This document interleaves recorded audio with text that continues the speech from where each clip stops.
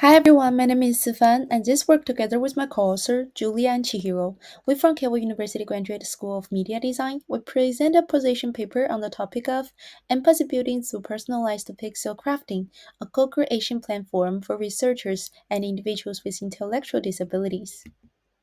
How can we build empathy with people with disabilities? Traditional methods like simulation or direct interviews often fail to give us a true understanding of the needs and experience of the disabled individuals.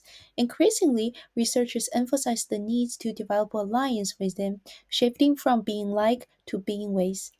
This is especially challenging in the context of intellectual disabilities.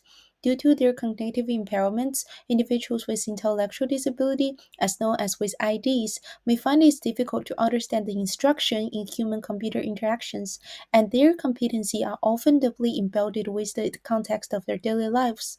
For researchers, working with this unfamiliar group can be daunting, leaving them unsure how to build relationships effectively. To address this, we sought to explore how researchers could more effectively and naturally initiate and build empathy with individuals with IDs. We propose personalized pixel crafting using iron beads. Iron beads is a very popular medium, especially in Japan. You just need to place the beads on the board following a template and then iron to create a crafted piece. In our workshop, instead of asking people with IDs to follow pre-existing templates online, we encourage them to bring photos that are meaningful to them. And then researchers who previously had little understanding of these participants then created pixel art templates based on their photos using iPads, helping participants produce unique crafted items. We position individuals with ID as the main contributors and researchers as the supportive facilitators. In this process, firstly, as participants shared why they brought these specific photos and the story behind them, the researchers began to create drawings based on these narratives. Secondly, as stories were elaborated, researchers paid close attention to the aspects of the photos that participants cared about most or wished to highlight, making modifications to the initial templates. Finally, after the crafting finished, participants reflect on the process and share the final outcomes. The workshop lasted for 5 hours, and we would like to address we have five participants. They are all employees from the same company whose daily work involves folding and ironing clothes. This is precisely why we choose iron beads crafting for these activities. How did empathy be built in this storytell, template creation, crafting process? We would like to elaborate emotional interest and sensitivity and immersions aspects according to the empathy in design scale.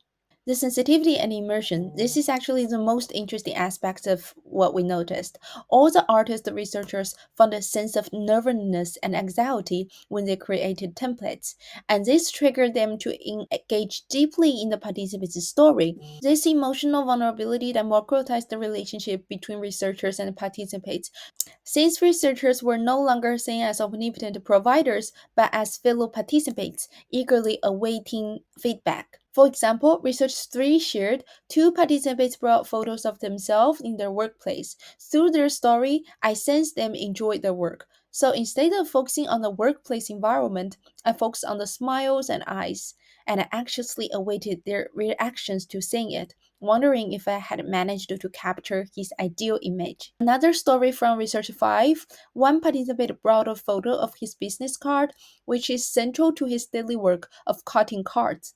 Sensing his passion for his job, the researcher decided not to replicate the business card's content. Instead, he creatively drew a shape of the small heart into the design, symbolizing the participant's love for his work. Researchers immerse themselves in the stories and the participants' expressions to try to balance the simplicity with the expressiveness by carefully considering what they cherish. We saw these vulnerable aspects when researchers acting as supportive roles. It is not only enhance their empathic sensitivity, but also redefines the authority to empower individuals with IDs.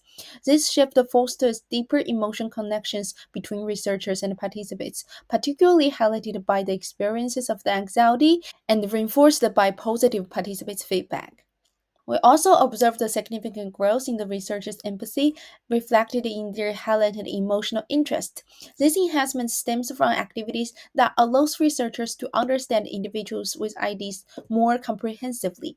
Beyond just the cognitive skills and expressions, participants demonstrated their crafting abilities and distinctive expressive styles, providing researchers with deeper cognitive insights. Additionally, their stories shared by the participants enables researchers to grasp their deeper passions and interests, further enriching the effective empathy connection.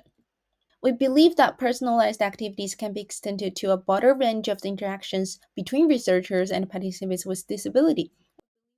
We believe first, effective selection of this task is crucial. The task itself should align with participants' skills and experiences. For example, by choosing iron bits which relate to the familiar task of ironing in our participants' daily work, our participants could actively and effectively engage in activities leveraging their existing skills. We suggest the further tailoring of creative activities to match the specific competencies of the participants, building upon their existing strengths to foster a sense of achievement and empowerment. Second, essential to this process is ensuring that the participants can complete key steps on their own. For instance, while they might not need to iron or assemble the beads into a final product, the ability to place beads according to a pattern is crucial. Participants are also expected to be able to respond their personal preference with the questions such as what do I like and what can represent me. Moreover, these activities place specific demands on the artistic literacy and humanistic care of the researchers who act like artists. It is essential that these researchers are not only skilled in this art, but also deeply empathic, understanding the personal and emotional contexts that influence each participant's creative expression. Thanks for listening, and please refer to our paper if you are interested. Thank you.